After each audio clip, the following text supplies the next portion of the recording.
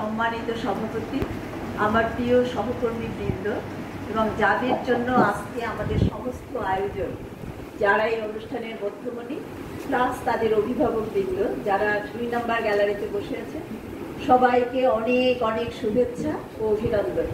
তোমরা জোরে একটা হাততালি দাও, অনেক জোরে। Thank you. তোমরা হাততালিটা দিলা কেন? কেন দিলা বলো, একজন বলো, কেন হাততালিটা দিলে? আমি দিতে বলছি এই জন্য, তাই তো? আচ্ছা, তাহলে কেন আমি দিতে বললেই তোমরা হাততালি কেন দেবে? এইটার অ্যান্সার দাও। আমি তোমাদেরকে হাততালি দিতে বলছি, সাথে সাথে উইদাউট এনি কোশ্চেন কেন তোমরা হাততালি দিলা? আমি টিচার, তাই তো? ভেরি গুড, ঠিক, একদম অ্যাপ্রোপ্রিয়েট অ্যান্সার। এখন তাহলে আরেকটা কোশ্চেনের অ্যান্সার দাও। পৃথিবীর চেয়ে ভারী কি?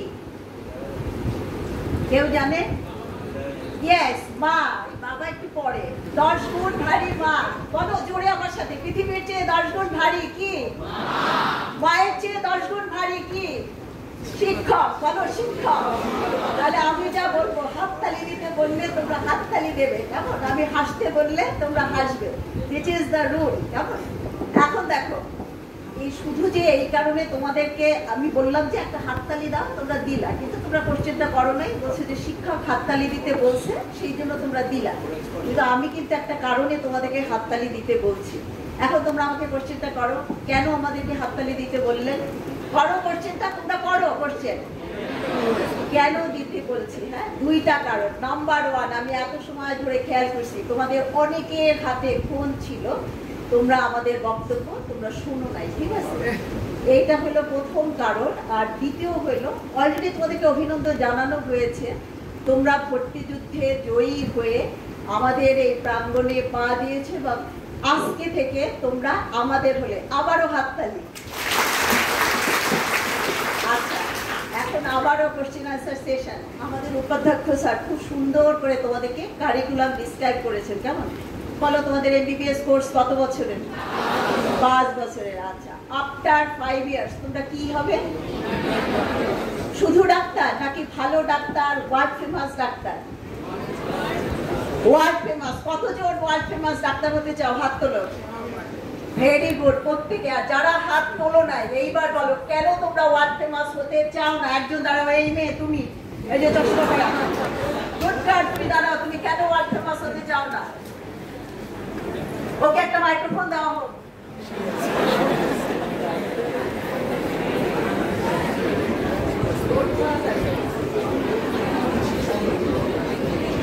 দেখা যাক কি বলে।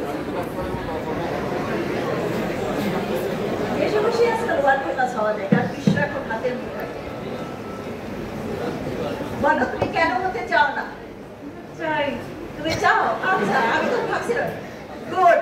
যারা চাও নাই, কয়েকজন হাত তোলো নাই, আমি কিন্তু দেখেছি।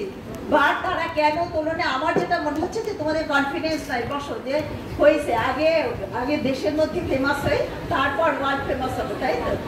বাট দেখো, এখন কিন্তু বিশ্ব আমাদের হাতের মুঠোয়, যেটা নিয়ে তোমরা একটু আগেও খুব ব্যস্ত ছিল, কেমন? তাহলে all power is within you, you can do anything and everything, ঠিক আছে?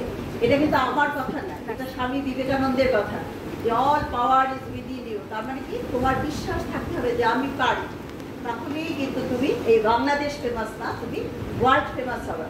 এরপর দেখো, ভাইস প্রিন্সিপাল স্যার বোর্ডে দেখাইছে, তারপর আমাদের এফআর খান স্যার উনিও বলছে যে মানে ডাক্তার হতে হলে আমাদের কি করতে হবে। আমি তার আগে বিশেষণ জুড়ে দিচ্ছি, ওয়ার্ল্ড ফেমাস ডাক্তার হতে হলে আমাদেরকে কি করতে হবে?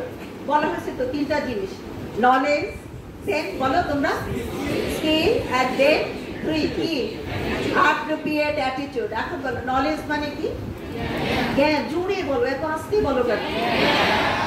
জ্ঞান। তাহলে এই যে নলেজ অ্যাকোয়ার করতে হলে আমাদেরকে কি করতে হবে?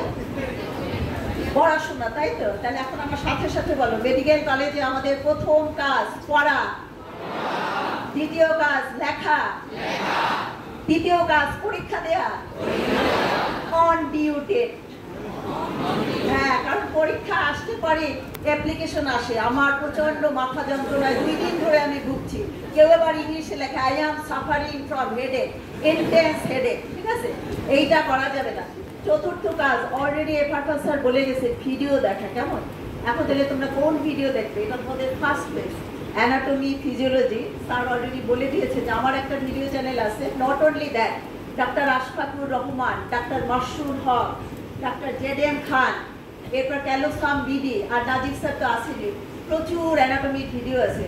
আর ফিজিওলজি ম্যাডাম এই মুহূর্তে আমাদের এখানে নাই, উনি ট্রেনিংয়ে আছেন, ডাক্তার রহিদা সুলতান, ওনার একটা অসম্ভব সুন্দর চ্যানেল আছে ফিজিওলজির গল্প কথা। ম্যাডাম কিন্তু ছন্দে ছন্দে নৃত্যের তালে তালে পড়ান, কেমন?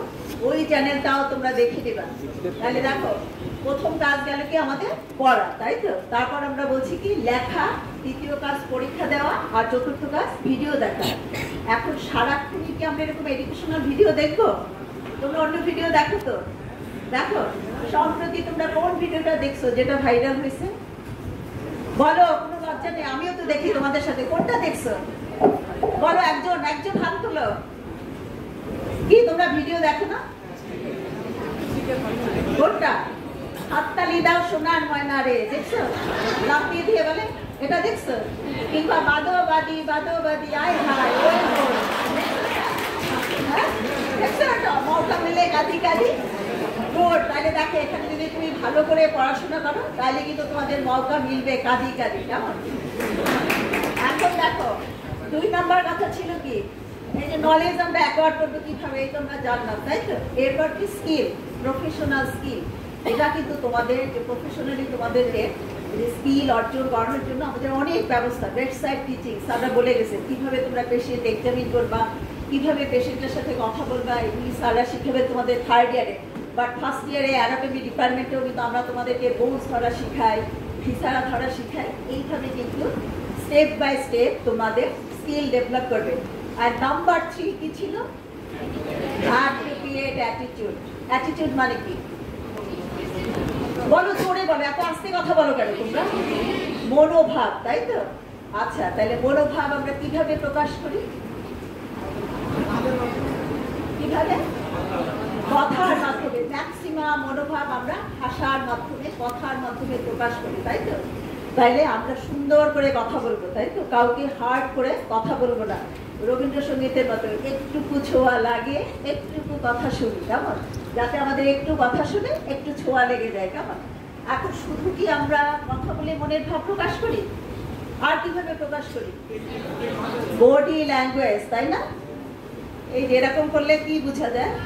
টাটা, বাই বাই, আবার যেন দেখা পাই, এটা কি কাছে এসে, তাই তো? তাহলে এই যে দেখো, বিভিন্ন ল্যাঙ্গুয়েজ, তাই তো? বডি ল্যাঙ্গুয়েজ, ইশারা।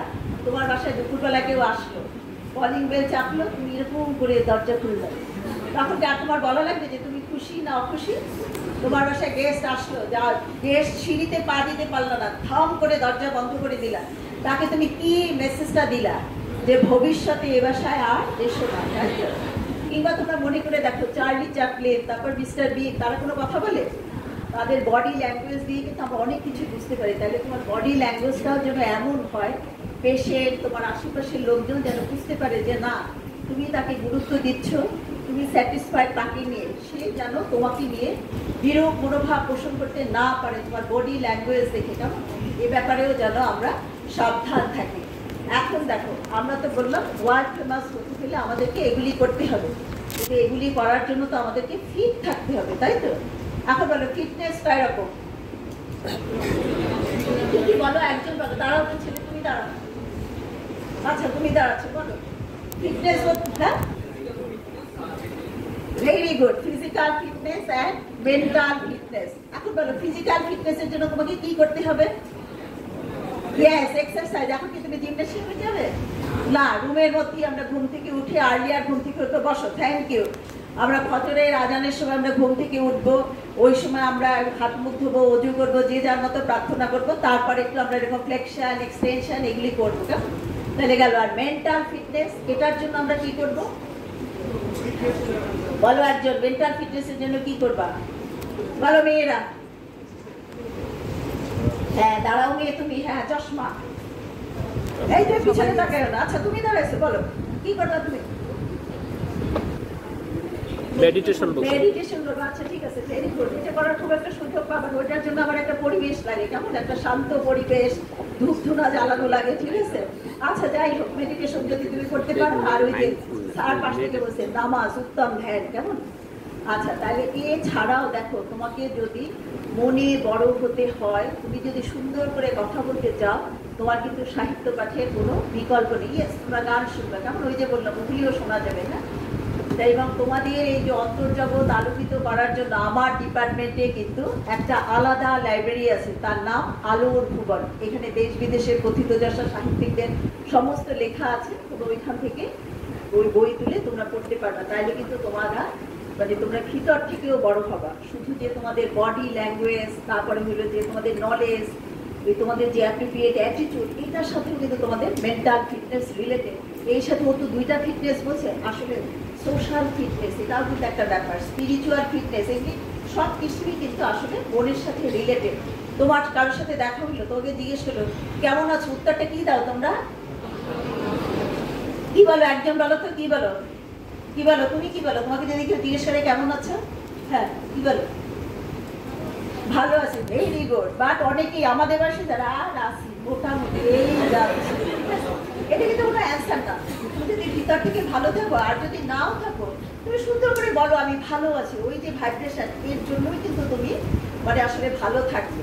তাহলে আমাদের এই যে কথাবার্তা এভরিথিং, এই যে প্রবীর স্যারও বলে গেছে, ঠিক আছে, যে আমরা এভাবে চললে, আমাদের যদি ফিজিক্যাল ফিটনেস থাকে, মেন্টাল ফিটনেস থাকে, তাহলেই কিন্তু আমরা শুধুমাত্র যে দেশের মধ্যে না, আমাদের যে সৌরভ, আমাদের যে দক্ষতা যোগ্যতা, এই সৌরভ কিন্তু দেশের সীমানা ছাড়িয়ে আন্তর্জাতিক অঙ্গনেও ছড়িয়ে পড়বে, ঠিক আছে। তো এই প্রত্যাশা রেখে আমি আমার বক্তব্য শেষ করছি। তোমাদের সবাইকে অনেক অনেক ধন্যবাদ।